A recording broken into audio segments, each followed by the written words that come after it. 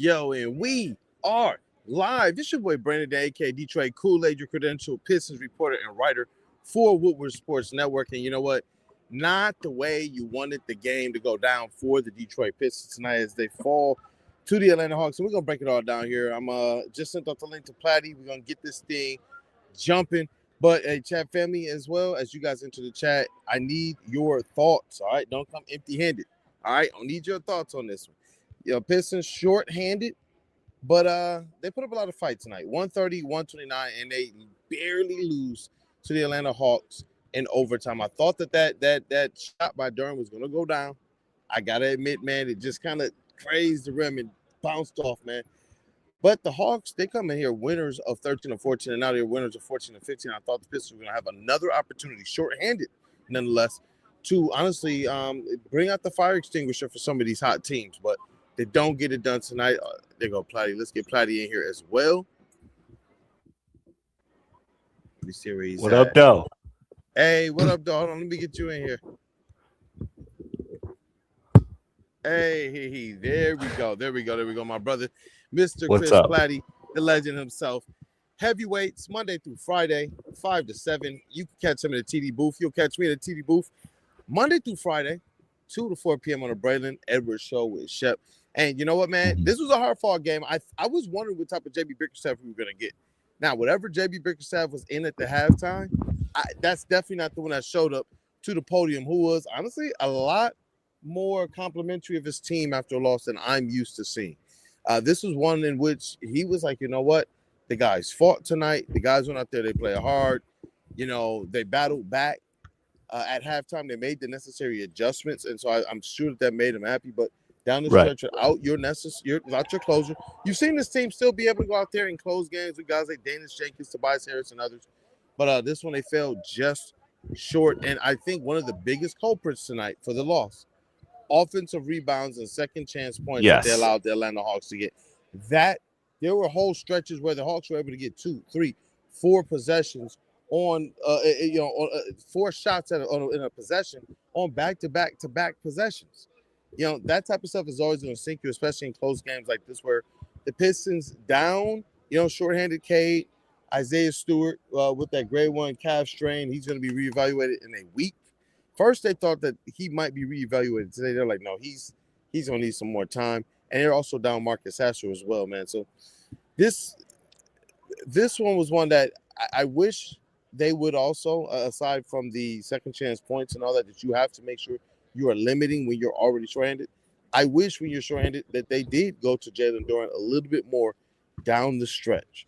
But I noticed and recognized kind of in that overtime, Jalen Duren looked gassed.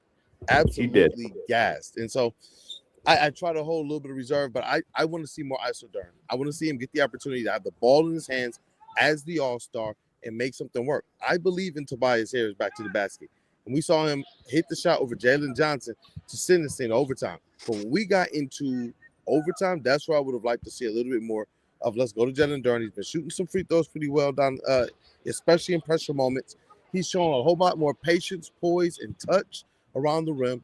He had a couple good moments tonight and honestly got to the free throw line a couple times doing that. So I want to see more of that, especially while you have the opportunity to be able to put the team in these situations. Unfortunately, you don't want it to be at, because Cade Cunningham is injured.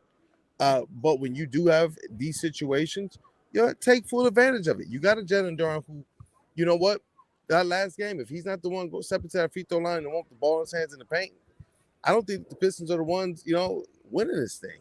So I want to see more of that. I'm gonna continue to complain about it until I see it. But overall, not the most mad at this loss, but I do want the things that creep up when we know what's the signature or the identity for a Pistons loss. Second chance points for the other team, giving up the offensive rebounds and turnovers, man. Something that Danis Jenkins, if he's going to be in this role playing, in place of Cade Cunningham, he's going to have to make sure he limits how many turnovers he does have in a game because he's not necessarily going to have the same impact that Cade will with that same usage. But what up, though, Platty? I am reading that, so I hope it's not too late for real. No, you're good. For me, I think that this game, My biggest takeaway was wow, that second half start was incredible. And JB, to be a fly on the wall of whatever JB said to them to get them playing like that was great. That was the positive. I just overall this game kind of sucked in the sense that I felt like this team spent a lot of energy and effort, and you kind of mentioned that down the stretch with Duran and such, and to come up short in a game that Hey, you got to truthfully make it. doesn't mean a lot to the Pistons. I think that was like the disheartening part of it, but again, you got to just be impressed time and time again that this team is, even on the nights that just aren't their nights, like they are going to find a way to scrap and claw their way into a Oh competitive yeah, game, and this was a and they hot did team. that. Yeah. And Atlanta's a good team, man, and Yeah. they played Atlanta basketball. Detroit did not play Detroit basketball. Like Detroit played to their tempo and their rhythm and their pace rather than what we're used to seeing, which is Detroit be the aggressors and the dictators of things. So Yep. that to me was my kind of big takeaway. Like there was nothing really else that stood out to me in terms of like overarching, like, you know, signs of worry or vice versa, or signs of encouragement. I thought that, Asar continuing to play well was good. I thought Duran continuing to play well was good. Dan is playing well. Like, we're playing good basketball again, and that's what I Oh like to yeah. see, is that we're kind of shedding that 2 to 3 week stretch or whatever it was, where there was just a bit of a funk, there was a bit of a lull. They just didn't have that same step shortly after All Star, and I think they're getting that back. And I think that tonight is a game where you saw it, even though they didn't come up, the winners. I thought that, again, hats off to Atlanta. They played a hell of a game. Like, shout out to Quinn Snyder, the way he coached those boys, the way they executed their game plan. I thought it was a good game for Atlanta, and in the grand scheme of things, it's not too concerning for Detroit. I thought the players that you need to play well played Yep. well. Again, Yep. I think Kevin Herter is looking nice.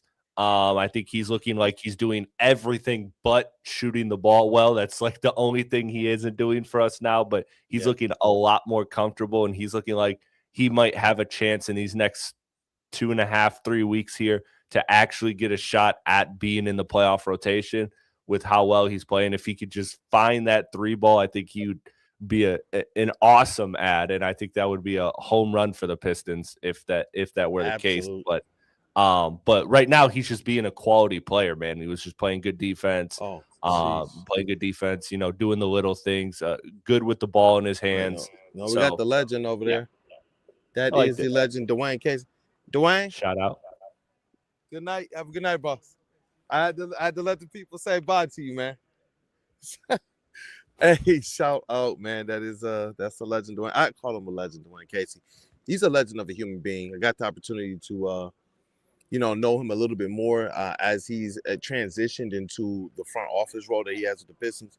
Hmm. And he's also effectively the assistant president of business operations. So working with Melanie Harris, I do got some content on the way with both of them. I'm gonna be able to sit down with both of them and talk about the vision for the Pistons on the court as well as off the court. So shout out to Dwayne Casey, man. Got to great dude. I'm just gonna leave it right there, man. But back to this game, he was disappointed, man. He was walking. We were back there talking right before the press conference. He was like, "Man, dog, this seemed a little disappointed." And I like the fact that that's the feel from the organization that JB Bickerstaff is not going to crush his team too much.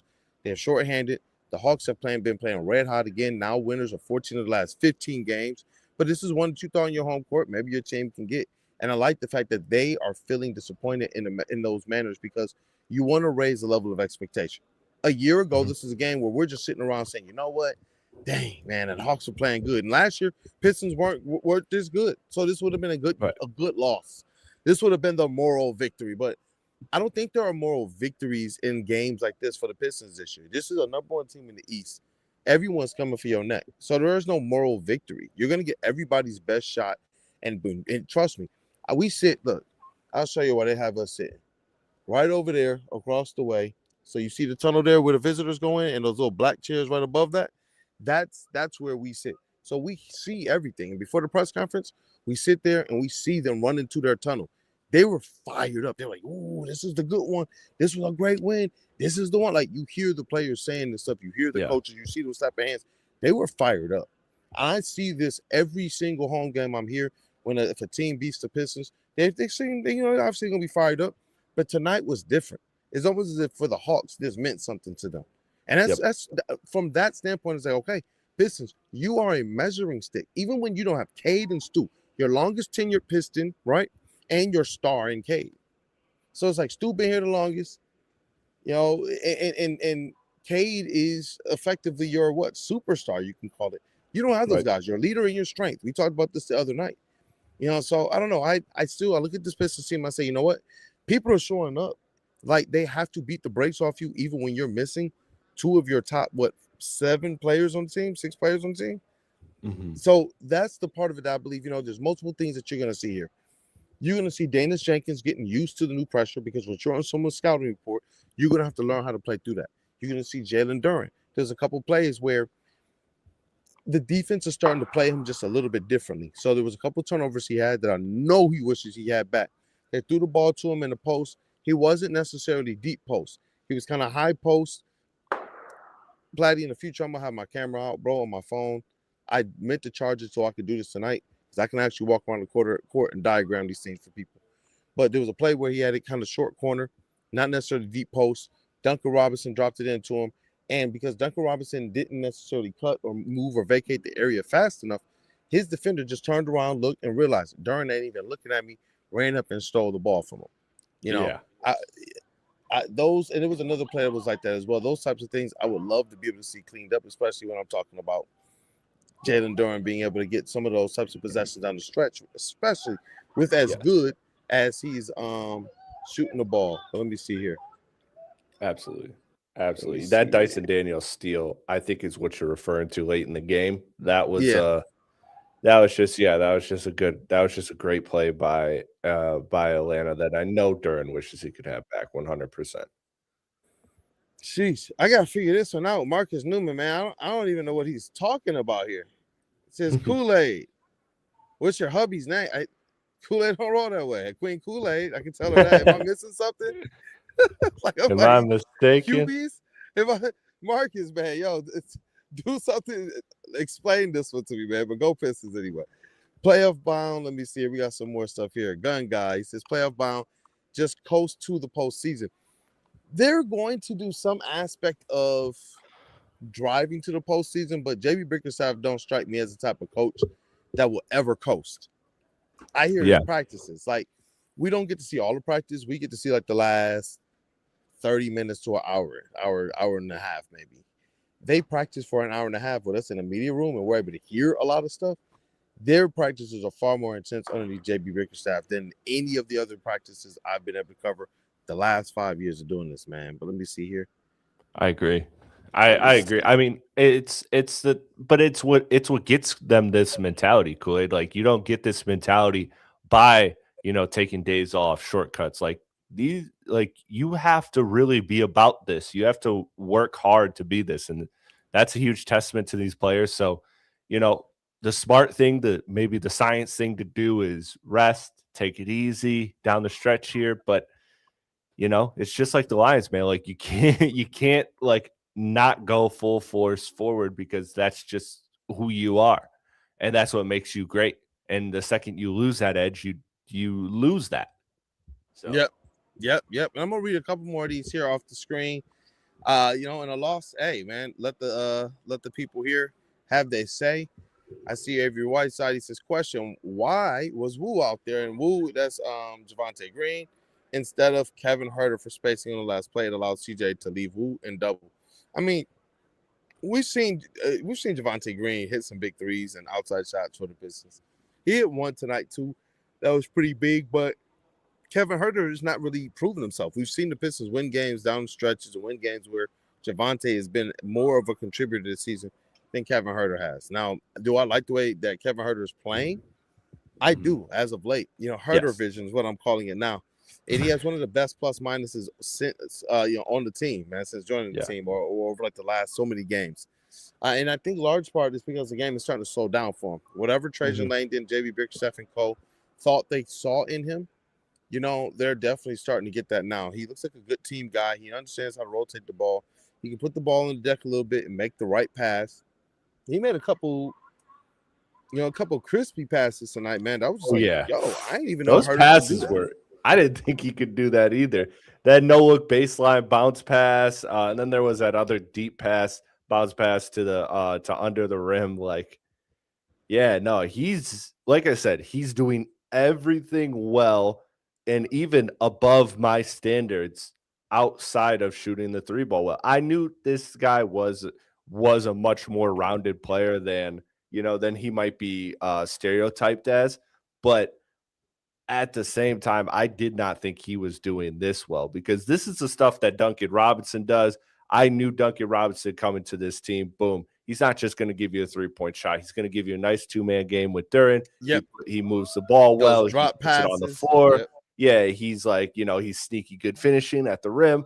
All of those things I knew Duncan Robinson was going to bring. I did not think that Kevin Herter was going to be able to do basically Duncan Robinson impersonations without the 3-point shot. Oh, I he didn't has know better that. handles than Duncan Yeah. Robinson too. Oh yeah, definitely. So, and I think better defense. So like he's awesome. There was one play at the top of the key, man, where he did a little crisscross hippity hop, and his defender touched earth a little bit, and we were all like, "Shoot it!" Upon further review, Oh I went yeah, back he and I should have looked, pulled and that one. they were like, bro, some people online were like, man, he was at Steph Curry range. I'm like, I don't care, shoot that mud. Pistons killer. Yeah. CJ McCollum, dog. I thought he was going to end us. No, in that's a fourth certified Pistons killer right there. Yeah. Look at that, man. Yeah. Like, I'm out. tired of him. Retire. Me too. Become a Piston or retire. That's where I'm at with CJ McCollum, man. But let me read some more of these here because we got a $20 super chat from our guy. I ain't say that. Shout out. He says Atlanta was way scrappier at points. He says, I think the Pistons can be as scrappy, but Atlanta knew what it was and what it is. And with Detroit ball, I see it as getting respect for the league. Nobody is taking you lightly. And this is what we talked about. Nobody is. Nobody's like people are not just circling the Pistons on their calendar. They know that the Pistons are the standard. And you're talking about the Eastern Conference.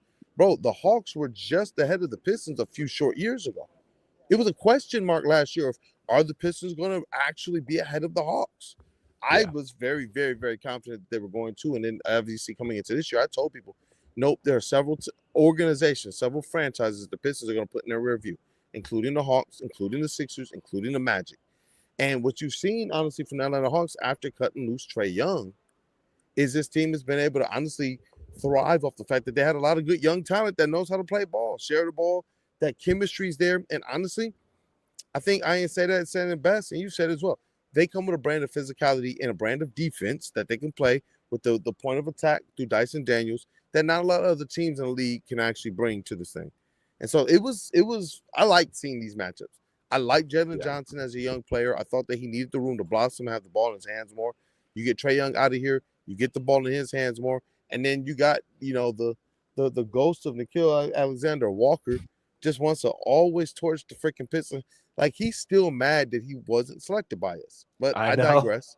I digress. And CJ McCollum, I told people this. They're like, he's having a kind of pedestrian game. I said, dog, I've watched this man torch the Pistons for a long time. I've watched this thing for a long time. This man is about to go off in the fourth quarter. He went from like 13 to like 27 points, dog, in the fourth and overtime. And it was what he does. And I like the fact that when they started to slow him down a little bit, it was Asar Thompson that was doing the defense on him, and he would not let up. But one thing you said earlier, you talked about the adjustments at halftime and how they came out and responded.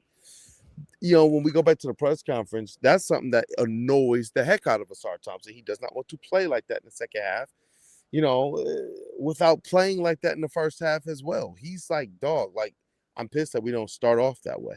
And honestly, I don't know what it is with the Pistons or what they have to get right, because I feel like there was a time where they were a little bit better in the first quarters, and where they wound up having to try and flip the script was in the second half, coming out in those third quarters. Now it just seems like coming out the first, there's not that energy, And I feel like when they do have that energy, when they do come out in the first, a few times we've seen it, they wind up turning the game into a blowout early. But instead, in this one, they wound up seeing themselves get down by a lot. And what you see in overtime, we saw a Jalen Duran that we hadn't seen in almost 2 years. A Jalen Duran that was covered in, like just his jersey and everything drenched in sweat, bro. He's huffing and puffing for air, and he's not as active on the rebounds, not as active in the paint, wasn't as active in defense as we saw him be the entire rest of the game. You know what I mean? So I don't know, man. I overall with the same, I believe that getting these little kind of punches in the nose, and these challenges, having these pressure situations, this arena was rocking, and they had national TV in here tonight on ESPN. I believe that these situations ultimately are going to help the Pistons as they are not coasting into the playoffs, but trying to win their way all the way in. I believe if JB Bickerstaff could go out there and win every single game between here and the playoffs, he would absolutely go out there and try for that, man. Right. So, but let me see if there's any more things from the chat, because I really wanted to be able to feature them tonight, man. We'll definitely talk about the highlights of the night, some of the players, and then look at some of these team stats. But we'll see, man. Let me see here. Pull up the team. Man, Marcus Newsom is on some stuff tonight, man. That's gotta be a troll. That's gotta be a troll. Definitely gotta be a troll, man. Let's see. But Hey, no, I I see thought one it here. was a good game. I thought it was a good game for the Pists. So all in all, again, I'm just very impressed this team continues to remain that competitive. And Atlanta was the tip of the cap. Yeah, I just look, as long as the Pistons are playing Piston basketball these last couple weeks here, I'm going to, re-enter the playoffs with that same confidence that I had, saying that we can make it out these. Not saying we will, but we can, because we have, when we're playing Piston basketball, I mean, it's going to be a tough 7-game series for whoever wants to take us out. Like It is. I truly, I don't see how this team could, outside of injury, knock on wood, could be bounced in 5. Like, you're going to have to go to distance to beat this team, just with the Yeah. physicality, the effort, the intensity that they play with. It is going to be a taxing series for you. So, and if you make it out of that, you are not going to be feeling good about the next round. So, I think that this Piston team, man, I think they really, really have a chance to do something special here. And there's just, it's just omen after omen of good omens with this team, man. Like, I talked about it today. The NBA approved expansion. When did the Pistons last win their championship? The year that the Charlotte Bobcats were then drafting their expansion team. So that would mean, by technicality, where we're at, because they're looking to play the 28-29 season, these two expansion teams. I mean, that's looking like a chip next year for the boys. So Let's ride, I'm bro. just saying, like, there's ride, the man. Lakers stat, like, they're doing all the things that they did in 2004, there in 2003, and those years, just those pivotal years that With the led to a return of championship. defense and physicality as well, man. And honestly, when they brought that back then in 2003, 2004, the years before, the years after, you know what? The league went with it because they had to. It was the brand of basketball that was selling at that point in time, the brand of basketball that fans were starting to appreciate, not just in Detroit, but in other cities as well. And now you see them making defense sexy again out here. Shout out to Detroit Pistons. And you see the league doing what again? Reacting to it. They're going to like it for a few years. And then soon they're going to say, okay, that's enough of that, Detroit. Pipe back down. But at least for right now, I do believe it. I believe it that the Pistons have a great opportunity to go out here in this window or garage or whatever you want to call it and find themselves in a position to win a championship. The reason why I feel comfortable even saying that is not because of just the fact that they've been saying it. They said this at Media Day, was probably the most common word at Media Day, but it's the fact that they have been putting in the work to do it, man. Like, you see it on them, the way that they walk, the way that they talk, certain losses, certain ones that will be moral victories last year now are not moral victories at all this year. Certain games where, in the past you would see them be like, you know what, okay, yeah, kind of cool. No, we see people mad that they're losing any game. The Pistons just lost their 20th game of the season. At game 72. That's Unreal. incredible for the squad that just 2 years ago, bro, they couldn't find ways to win more than 17 and 14 games. So I applaud them. I try to make sure that even though game by game we're gonna look at different trends, this is a situation as we get towards the end of the season. I agree with you. I'm looking forward to this team getting to the playoffs. You see the core of this team has its chemistry. They're right. And I think it's better set to accommodate a Cade Cunningham who's going to come back a little bit later in the season, probably in the playoffs, and realistically need to hit the ground running, for lack of a better phrase. And I do believe that this Detroit Pistons team right now is best set up to be able to do that. You're seeing contributions from a lot of players who understand how to step in and step up, how to step in and play their role, no matter how many freaking minutes they even get. You know what I mean? Like, so I'm confident about this team. I'm just that confident. I thought tonight was going to be a dub.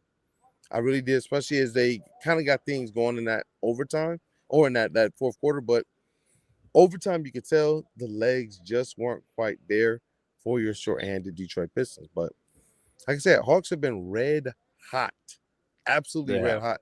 And they're they a got good some team. players over there. But I got to read this here on the screen.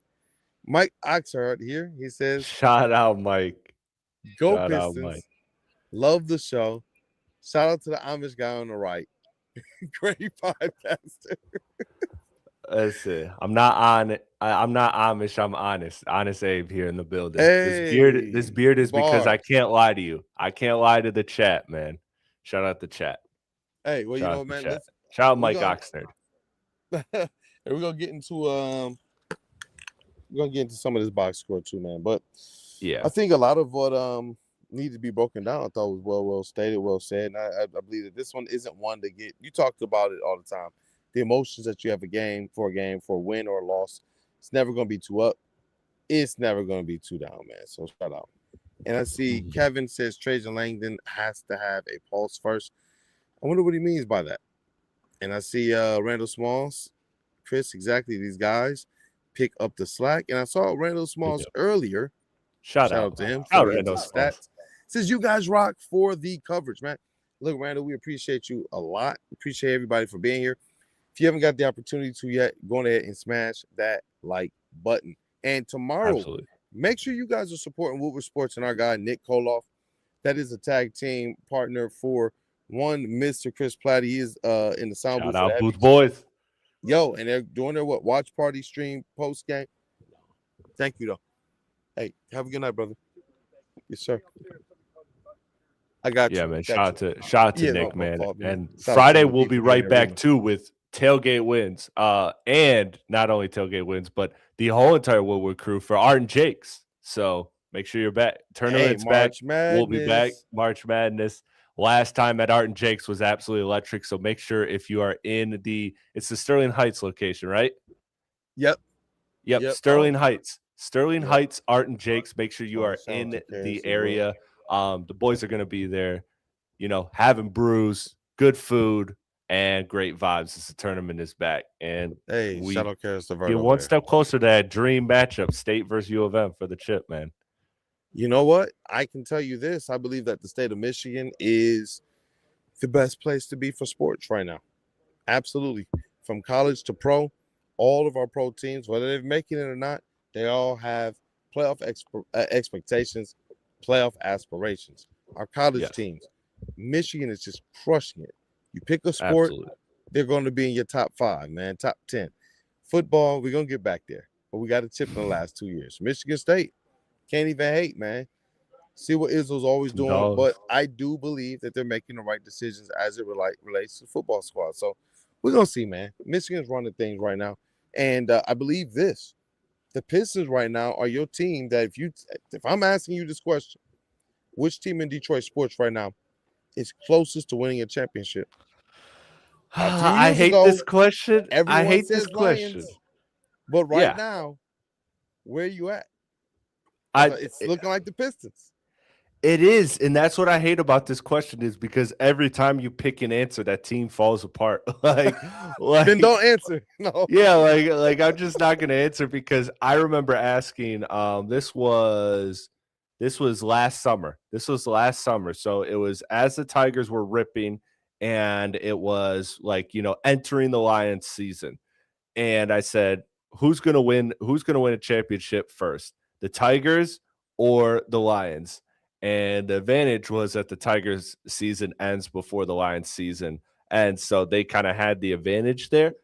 And that they were 50-50 split, 50-50 split between us on Tigers versus Lions. And fast forward, what do you know, both those teams, Tigers, they made a run, but ultimately they fell short. It was disappointing.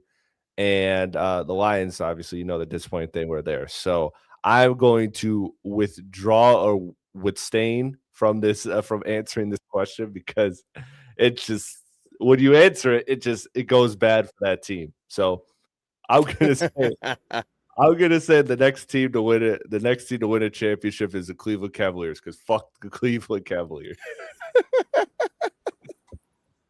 Shout out to Chris Platty, dog. That's my ball knower friend right there. But hey, look, 130, 129, Detroit Pistons fall in overtime to the Atlanta Hawks. And honestly, this was a good game. It was entertaining. LCA showed up. It felt like it was gonna be a light night. But as the game went on, about halftime, this arena it filled up. People all the way up to the rafters, man, up in the nosebleed, and it was loud. It was loud as heck. But we're gonna get into the team stats first, and then we'll highlight some players from the box score. Won't go through everybody, but let's talk about it, man. 3-point percentage here. One night after the Pistons, a couple nights after the Pistons won that one. Ironically, they lose this one. The Hawks shoot 35% on 52 attempts from behind the arc. 52, man. That's a lot of threes. Some of those threes were literally almost half their shots. Run stopping. Literally, yeah. They took 105 shot attempts, bro. Think about that. Jesus, dude. Wow. But in those threes, though, they were effectively run stoppers. They were effectively the things that helped keep them in the game. And when it mattered most in overtime, what'd you see? The Hawks going out there and hitting big threes, man. Pistons shot 27%, 9 of 33. Free throws tonight. They win that matchup again, 84% to 71%. They got 19 free throws tonight. But this is what was disappointing for me tonight. Rebounds. They lost that battle 50 to 43. We're used to seeing the Pistons go out there and punish. And maybe this is a little bit of the residual of not having guys out there like Isaiah Stewart, who would definitely help in the paint and keep some of the Hawks off the boards, but Cade Cunningham as well. He's a good rebounder for a bigger guard.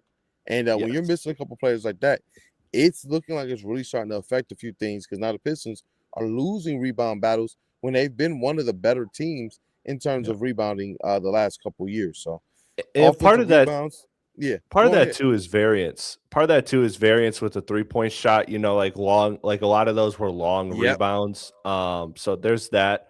Tobias, obviously, we've highlighted all seasons, not a great defensive rebounder or just rebound in general. So, you need him for his scoring, but you sacrifice there. And Atlanta, I mean, look, they just have a lot of rangy wings and size. So, like, they were naturally the bigger team than the Pistons today with the rosters that were put out there. So, those combinations, the high volume of threes, plus that, I thought there was a good effort on the defensive rebounding to eliminate offensive rebounding for the Hawks. I just felt like, it was a couple bounces. There was that bad one in the fourth quarter where it was like 3 in a row. That was terrible. But again, those were just bad bounces and just not being in the right positions. I think more so than a lack of effort or a lack of just ability even. I think it's just in this particular setting, it's a bad matchup for the Pistons in that regard. I will say this. I don't think it was a lack of effort. I won't question that. So I think you're spot on there. But I do think it's a little bit of ability. The Pistons have a hard time defending the 3-point shot to begin with. And when that happens, now you're out of position to actually get a rebound. That was something that our coach, any coach really would drill when you get into competitive basketball at the high school or college levels. especially my college coach, they drill that into your head. They say, like, look, if you get shifted, they would tell you on offense, swing the ball. And some of y'all have played it. Y'all will notice, swing the ball around the perimeter 2 to 3 times before you shoot. Have it go around one time and then go around the other, and watch how tired and out of position the defense is. And for some reason, the Pistons are one of those squads that it happens to them way too easily for my liking. That's one thing that I believe can be an absolute backbreaker that follows them into the playoffs. And it's how they defend that three-point line. And I think it's putting them out of position sometimes to be able to actually find their player, put a body on the player, box the player out, and get the ball. Because that's the one thing I do know. If they were in better position, they would be in that spot to be able to come away with more of those types of rebounds. Because they've played other three-point shooting teams. Sometimes they play a little bit better as it relates to that. And that's something that Isaiah Stewart does well. Stewart is one of those guys who makes sure he's grabbing a body and boxing them out for the rebound. And I think what makes him so special is it seems simple, but he does it at such a level that I think you notice when it's not there. You really notice when Stew's not in there grabbing those normal 5 to 6 rebounds a game that he grabs, while also exponentially, the swing here in terms of effect that he has is that he's also keeping other people off the glass or able to tip the ball to an Asar, tip the ball to a Danis Jenkins, where it might not necessarily show up as a rebound for him, but he's making a difference. And I think the Pistons, their activity, I thought was really good. But I do want to see them be in better position, both when trying to defend the initial shot, the initial three, and when you're trying to rebound that. Because you got to know, we all know, three-pointer is a long carom. It's going to be a weird carom off the rim or a long bounce. And so you want to be in better position to limit the second chance opportunities, because the Hawks got 18 offensive rebounds tonight. Yes, and you're right. It's aided by those three-point attempts. When you take half your shots from behind the arc, you will increase your chances to get the offensive rebounds. Mm-hmm. So, especially when they were moving the ball so well, like Detroit was scrambling a lot. It reminded me of that Spurs game, right, where they were just moving the ball so beautifully on the perimeter that it was just like every play there was a Piston like heavily rotating, and it takes that person out of the play to rebound. All of a sudden, that shooter is able to crash a glass, and then that you have to put a body on that. So maybe if they didn't even get the rebound, I mean, look, that tells a lot of it, right? That Dyson Daniels had 11 or 12 rebounds this game, maybe even 13. I know it was at least 11. Mm-hmm. So like that tells you that, this team was scrambling, rotating a lot. And so when you're already not a great defensive rebounding team without Cade Cunningham, without Isaiah Stewart, and on top of that, you are scrambling and the variance. So that's why I can't put too much on ability, although I'll definitely agree with you. I mean, you look at the lineup and just on pure ability, doesn't come across as a great rebounding team. But look, those factors plus Atlanta just having a lot of length, and they were clearly just up for this game. So I think that those were kind of the factors to me. Pistons only got they got a lot of offensive rebounds too, to their credit. They got 14. So they did their job crashing the glass. They just didn't do their job defending the glass. Yeah, and this is the thing though, they got beat in both the rebounding categories tonight. Atlanta Hawks take home 18 offensive rebounds as well as 32 defensive rebounds, and that's the component of it where it's like, is Atlanta just a better rebounding team than you? Or I think it's a little bit of them. They're gonna have to figure it out in terms of their technique. If you don't want to call it ability and their technique at it, because they're just out of position. And I think that they're confused. I see CXX was saying he thought it was a lot of laziness on rebounding end. I wouldn't necessarily call it laziness. I would just call it like the rebounds coming off. There was a couple times where I'll put it like this, where I saw Danis Jenkins, I saw Tobias Harris, I've even saw Asar Thompson, and I might have one of these plays actually recorded. They jumped up high for the rebound, but the way that it came off the rim, it didn't even bounce off far. Sometimes threes, if they don't bounce far, they're going to have a weird carom off the rim, and it was just outside the fingertips of an Asar Thompson, of a Danis Jenkins. These guys got hops. There was a play like that for Jalen Duren tonight too. And so it's like when the rebounds are coming off the rims those ways, and you're not ready for it, and you're gassed. Trust me, I saw a lot of tiredness tonight. Like, to be honest with you, I saw a Pistons team that I thought gave maximum effort, but they looked tired. It's like when you're in the grind, like we know it. We've worked Yep. in the Target system before. We Yeah. understand those Shout overnight out. shifts. We understand them. We understand, like, Mhm. and look, we want to be as efficient as possible, but sometimes, no matter how hard you're working, if you ain't had the right rest, if you're tired, it's not going to look as efficient as you would like it to look. And tonight, it looked like mixes of those long rebounds, the Pistons running up and down. You expend a lot of energy to come back. Do you understand how much you have to lock down, or how much energy you expend playing the defense they did to get back in this game? And so, yeah, Yeah. I do believe that there were some mixes here. I feel almost as if you run this game back in 2 days, the Pistons win this game, and they win it at least by like 8 points. I really do. I thought they had the recipe, but it felt like they just ran out of gas because they put Mhm. themselves in a big hole to start this game. That's So what I I said didn't at the think it was top of this. laziness, but just, yeah. What were you saying, brother? Oh, I was just saying that's what I said at the top of this, that, Yeah, that's what sucked about this game is I felt like this was a game where they kind of taxed themselves and, and still came up with a loss. So it was almost like a double whammy to me, especially now that they have a back-to-back. Like, there's somebody in yeah. our chat, Michigan. I ain't gonna say that part of his name.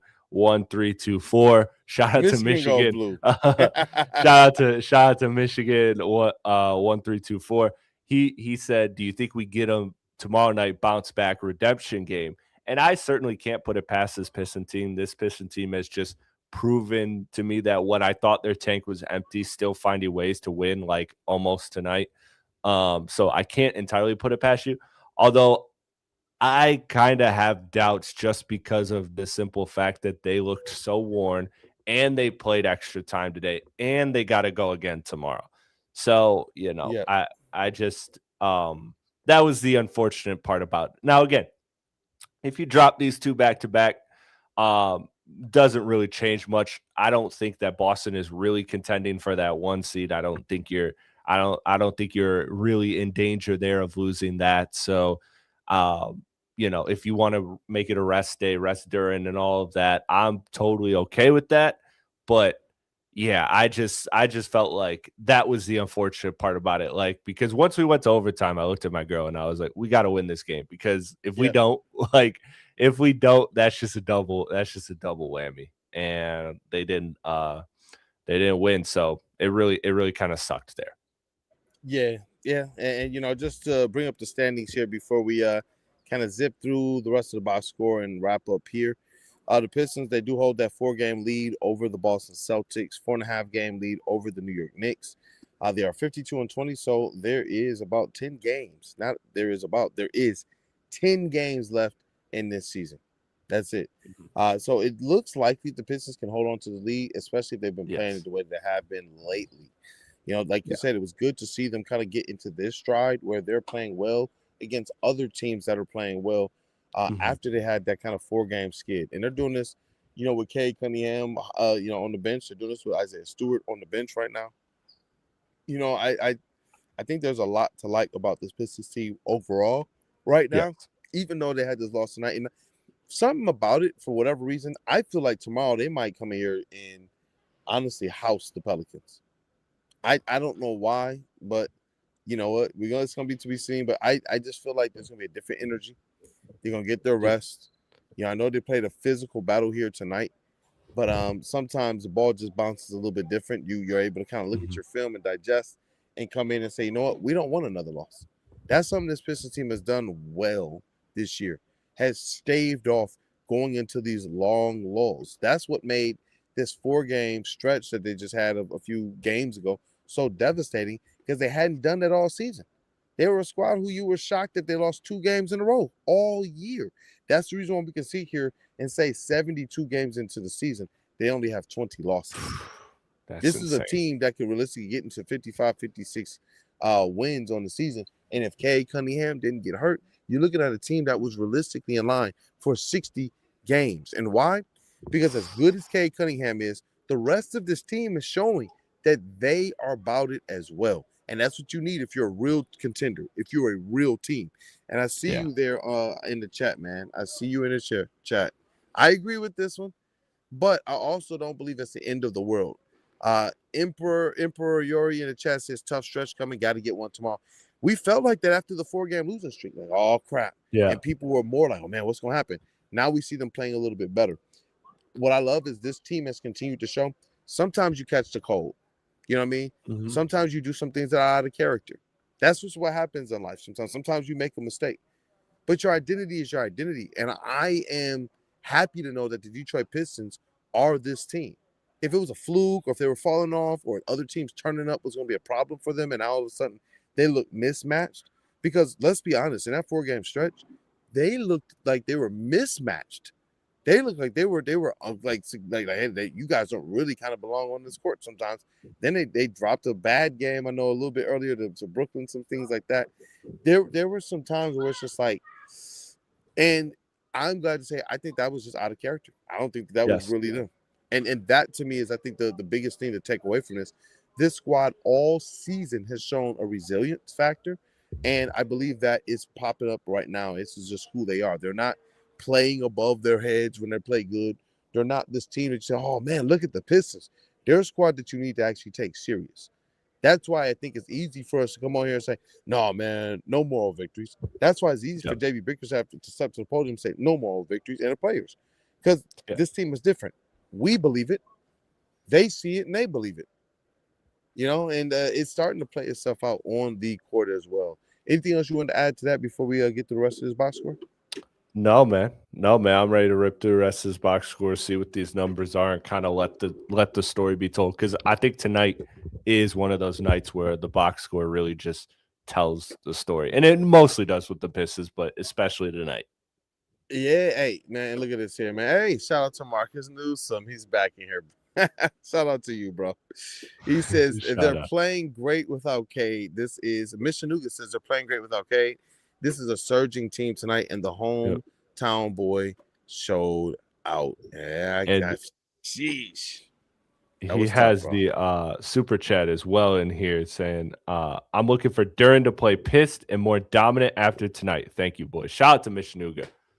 Shout Shout out out to to Michinuga, Michinuga, man. man. Shout out to Michinuga. So let's get to the rest of this box score here, man. But yeah, the standings is looking pretty right now. You got the Cavs at number 4, 7.5 games back. But when you look at the bottom of these standings here, man, you got the Hawks sitting at number 6 seed for Yeah. the Hawks right now. But when you look at the standings, it's interesting to see how this is shaping out because it's a lot of teams that I believe the Pistons are going to pass up. They're all battling right now for that play-in position. So it's going to be interesting to see who the Pistons match up with. But I don't think that there's going to be a problem. I said this, and I might be crazy for saying it. I believe they beat whoever they match up with in the first round, even if Cade Cunningham is not 100%. Even if Cade I Cunningham agree. misses a game or two, this team is just different. This team is one I that you agree. judge a little bit differently now. Yes, Cade Cunningham raises their ceiling and lifts their floor. But right now, that first round series, I don't care which one of these freaking teams it is, go out there and BTA, man. You got Philly, Miami, Charlotte, and Orlando sitting in that 7, Mhm. 8, 9, and 10 spot. So I believe the Pistons are going to honestly be one of those pedigree teams that they're showing you right now. They got enough to go out there and do work. And those are the teams that usually have enough to make long runs in the playoffs because then your stars don't have to do everything, especially at the end of the season. What did we see out of K last year? Them legs was dead. After he was Yeah. tap dancing all season, especially in Madison Square Garden, when he got to the playoffs, that's how he talks about it. He Yeah. talked about it like, yeah, man, look, I was tired. Like my legs were, but now I know what to do. Now I know how to this, that, and the other. So, we saw what happened to that team in the playoffs. And I think that they're going to be more ready for it this year. We talk about the Lions having depth and such. I think that the Pistons are better designed and better equipped this year for the playoffs than they actually were last year. Mhm. They have players that have proven to be able to perform in the playoffs and proven to be able to shoot in the playoffs. Shout out Duncan Robinson. No shots intended at Malik Beasley. I didn't. If it went in, I'm sorry. Yours didn't in the playoffs. Let's go, man. Some of these other ones, total turnovers tonight. The Hawks actually had 20 turnovers to the Pistons 14.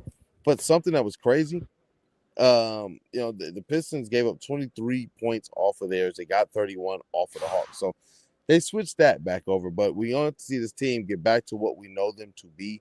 And that's Mhm. going out there and winning the physicality stats, winning those hustle stats. Some Yep. of the standout performances here, I will mention some of the Hawks tonight because Jalen Johnson and McCollum, man, they CJ McCollum absolutely Awesome. went ham. Naw and Dyson Daniels a little bit more in the first half. Dyson Daniels throughout the game with the 13 rebounds and 4 assists. But when you look at Jalen Johnson, dog, he is a hooper. There was an opportunity where people could have bought low on him like a year or two ago, and people just didn't because of the injuries. Now, absolutely balling.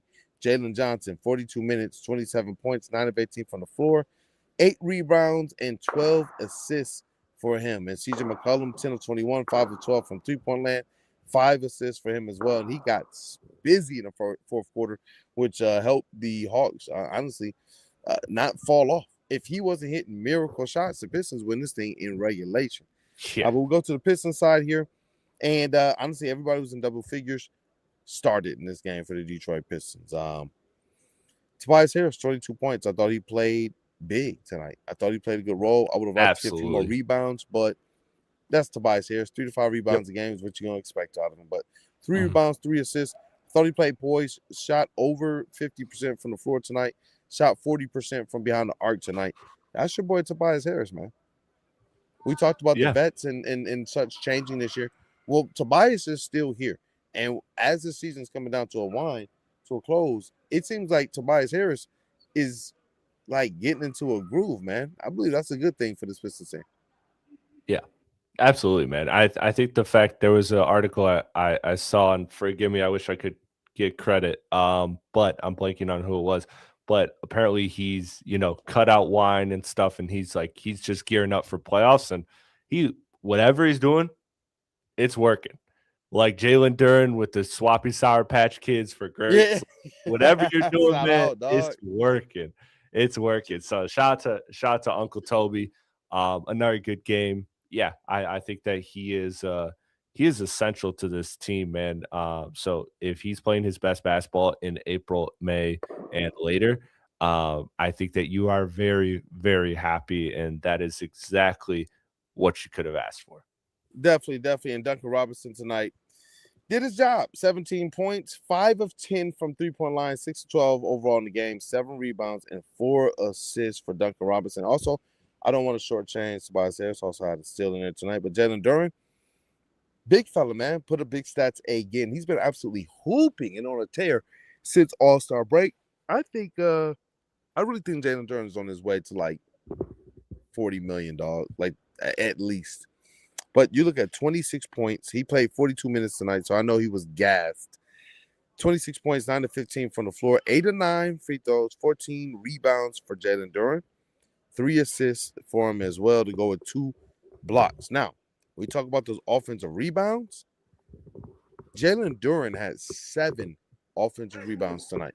So the Pistons literally had effectively no offensive rebounding whenever Jalen Duren sat. That's amazing. We're continuing to see more and more of the impact that Jalen Duren, the star, treading on hopefully in a year or two, superstar, is having on this game, brother. Absolutely. Especially if he's going to sign that contract that he's going to sign. That's going to be fat. Remember when we were talking like $30 million? Jalen Duren won $30 million. Yeah, I know.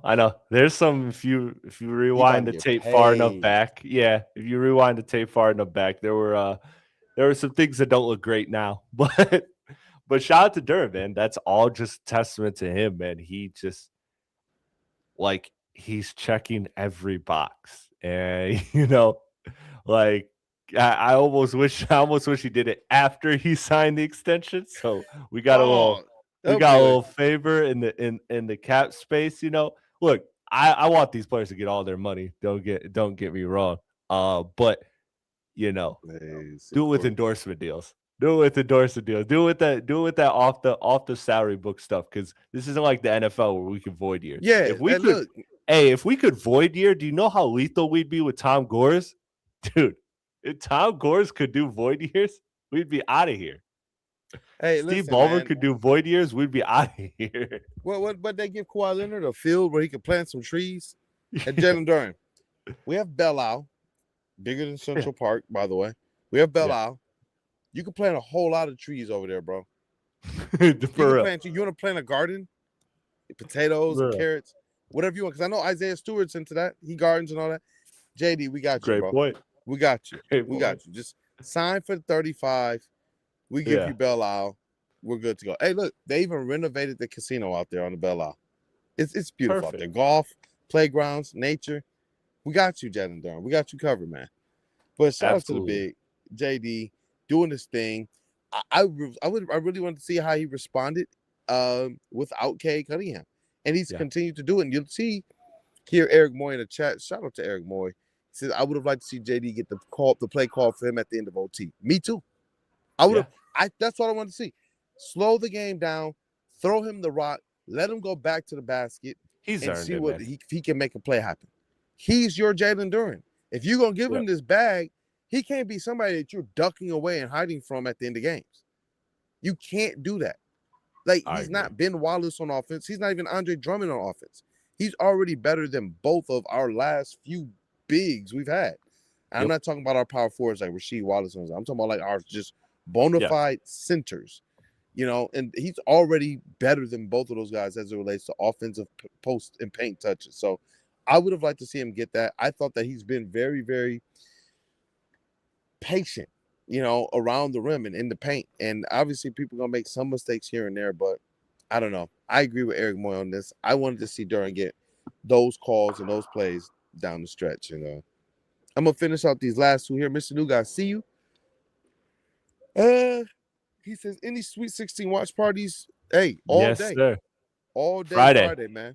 Tell them about it, Pep. Friday, Art and Jake, Sterling Heights. The boys will be there, locked in. So if you're able to, I believe he's more up north, if I'm not mistaken. I know I've told him I want to meet Mishanuga, man, because he's always such a I do, man. I want such to a meet a lot rider of our for us chat. in the chat.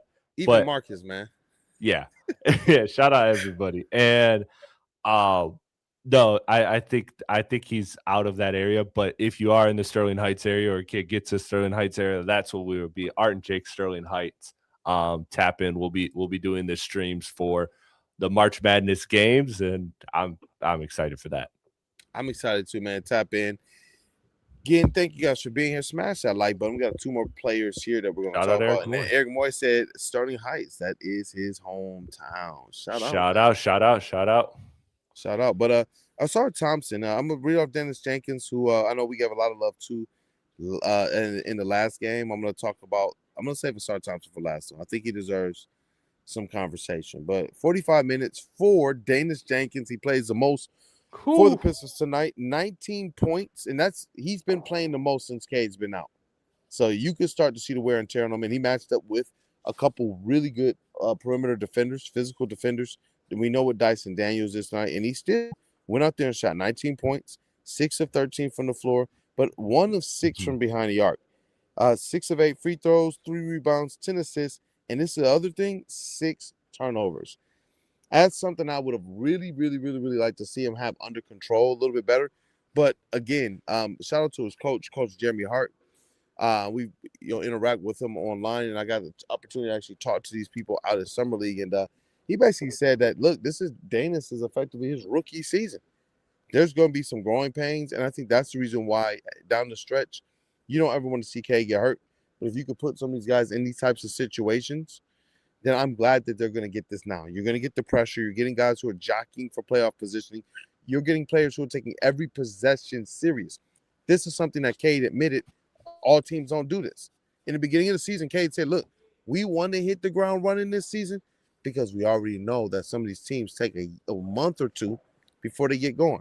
I got that on my phone right now from Cade saying that. And it's like, we conjecture this stuff for years. Like, oh, man, bro, they're not even playing for it. They're going to flip the switch. It's interesting to hear an actual NBA player say it. And the Pistons knew we need to position ourselves well in the beginning of the season so that our identity is out there and we can be refed accordingly. Because remember, early on, they were being rough like they were last year. But JB Bickerstaff was like, not this year. They stayed consistent. They remained. They really followed his kind of intuitiveness to this thing. And look at them now. So, Yeah. I need playoff basketball here, man. But I know. yeah, Dennis We're Jenkins so close, overall, man. I like what he's doing. But Asar Thompson, bro, Yeah. 37 minutes for him, 18 points, 9 of 11 from the floor. Shout out to Asar Thompson, 4 rebounds, 5 assists, 4 steals, 1 block, just 1 turnover, despite Asar's usage being up this game.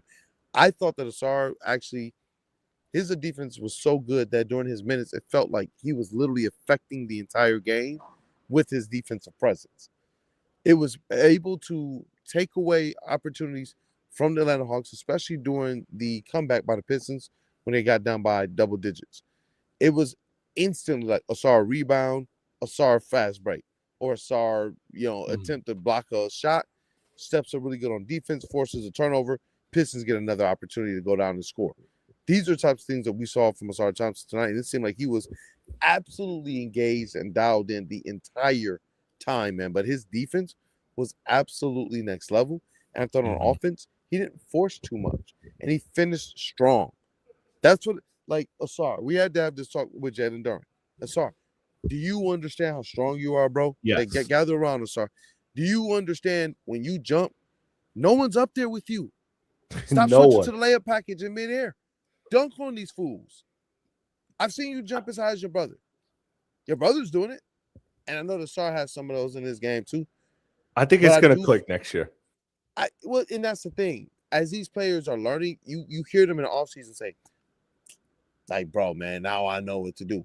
And you see the necessary and in the incremental steps forward in these players' games. So he's improved. This is just a PSA, one of those like, hey, bro, you are bigger than everybody else. Like when we wanted Black Thor, Mr. Jalen Duran, to realize you're taller than everybody else, you're bigger than everybody else, you're more athletic than everybody else, you're more nimble than everybody else. You can even dribble around some of these guys. Now all of a sudden he's doing that, and it's like we see more of these from Jalen Duran now.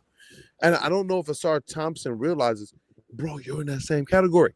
Yeah. You're in that, bro, you're a Brahma effing bull. Like, if you didn't know that, you are. When you come through with your 1-2 and your elbows is going, no one's trying to get hit by you, Asar Thompson. I promise you, no one's really even trying to jump with you when you're trying to dunk.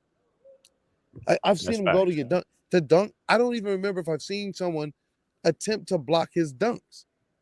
He just usually smokes a layup instead. That's what I'm saying. It's like, Asar, come on. But in a game like tonight, everything was direct. Everything seemed to be so to the point. And his offense didn't suffer due to the great defense he was playing. Yes. This is an Asar game. This is one of those, I wish they would have got the dub. This was kind of one of those Asar masterclasses. And I'll say that personally. Yes. Yeah, absolutely, Kool-Aid. Again, I don't care how you're getting those points, but if you're 9 of 11 from the floor and you're playing the defense, I know that Asar plays every night. Like even his worst nights defensively are still DPOY caliber. Like he just doesn't have off nights like that. So when you have that with 9 of 11 shooting, again, I don't care where those 11 shots are on the floor. I'm very, very happy with that output. So shout out to Sar, man. I think he's figuring it out.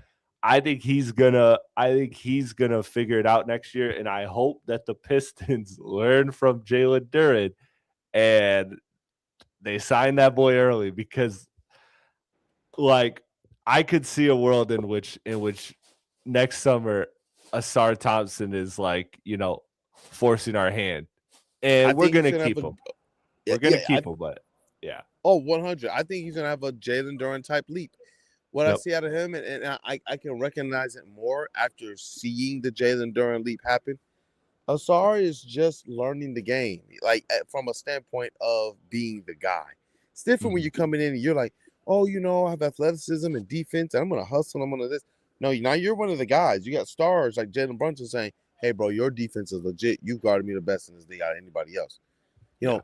Different responsibilities come with that, especially as the minutes go.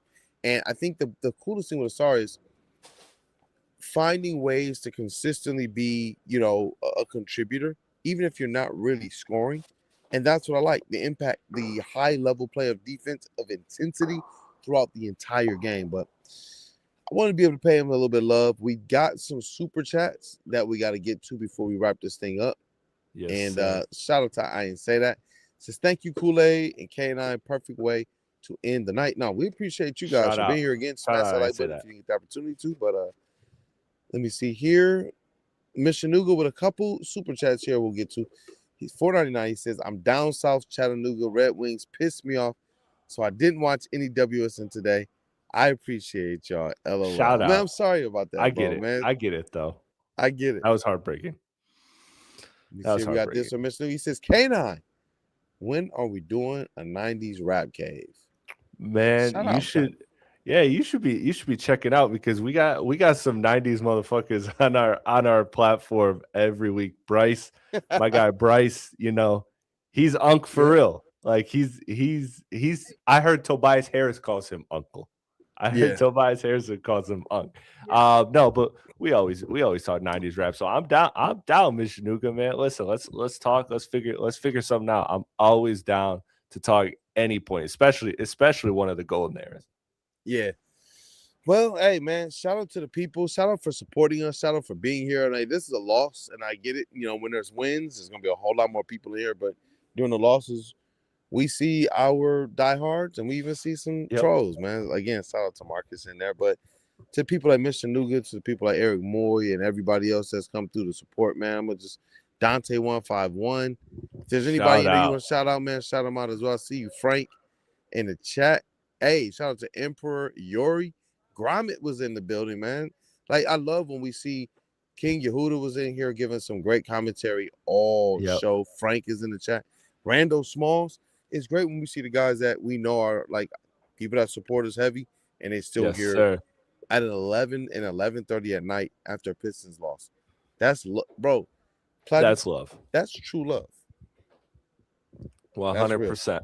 That's true. 100%, man. We're so appreciative. I know we say it all the time, but we can never say it enough, man. We really are appreciative of everything that, you know, that all you viewers give us, man. It's honestly the coolest thing in the world. I've never been more blessed than when I'm holding this microphone with my guy Kool-Aid talking Pistons.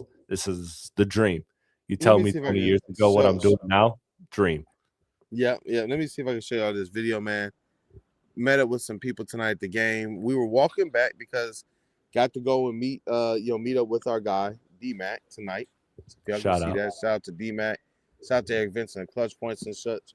But on the way back out, like hopefully you guys can hear this, man. Shout out to the people, man. They see me in here, they stop me, they shout us out, they want to interact, they love Woodward, they like what we're doing with the Pistons, man. So shout out to these guys. I'm watching you. You can check, right? He's been to day one. Right. Day one. Everyone. What up, Sports? Let's go. Let's go green, baby. Go green. Go green, baby. Go white. I love that. Dog, like it's epic, That's man. dope. It's an awesome time to be in here, and honestly to see the people going crazy for the Pistons, but recognizing what we're doing out here as well, man. So in the future, I'm gonna try and get some of these loaded up in the system, but Yeah, you know, for it's sure. it's dope, man. Honestly, to feel this environment, feel the support, and just honestly be involved in it, be a part of it. Like we're helping describe this thing, and put it out there for our people, our supporters, and the supporters are here doing their thing as well to help create what I'm hoping to be a really, really good show. But let me see this. Hey, Mr. Nuga, I see you out there, brother. He says, shout out the love, man. Shout out Mr. Nuga with the $9.99 super chat. But hey, thank you guys for being here, for supporting us, man. If you ain't got no last words, we'll wrap it up right now, Mr. Platty. No, man. I think we said it all, man. Let's just get to the playoffs, man. Let's get to the playoffs. It's a grind. Shout out the Let's get chat, to the man. playoffs. Appreciate y'all. Shout out to the chat again. Support our brother Nick Koloff. The tailgate always wins tomorrow. Yes. Thank you. The first Tiger stream of the year. Kicking it off. He's gonna be what, in studio? I believe he's joining virtually. It is from studio though. He might be actually no, he's in studio, sorry. But they have a guest, and that guest you'll see. But make sure you tap in. Nick Bro, and are you teasing Nick and the us? boys locked in. Yeah, man. Is that a tease? Look, I got sources. I know who it is, but I'm not stepping on no surprise. You're just gonna have to tune in. It's a familiar face too, so make sure you're tapped in. Tigers tomorrow with Nicholas Koloff. Look, if we have no show here after the game here tomorrow, look, you guys tap in. I might run back out of here and go right to the studio. And just be in the air, man. I'm happy for our guys, man. So shout out, Nick. All right, you guys. Hey, look, man. Oh, I don't know. We gotta give Nick his love. Go green. Go Pistons. Shout out Nick. Go white. Say go blue. I mean, go green is just what, a mix of what, blue and yellow anyway? Oh my goodness. It really You guys are the child of Michigan colors. I get it now. Ugh, I don't like that. Hey, look, man, have a good night, y'all. I got to get the frick out of here and get some sleep, man. I know Platy got to get some sleep too. Y'all got to get some sleep as well. But go Pistons. Go, y'all. Go Woodward Sports. Hit that subscribe. Hit that like, man. We out of this joint.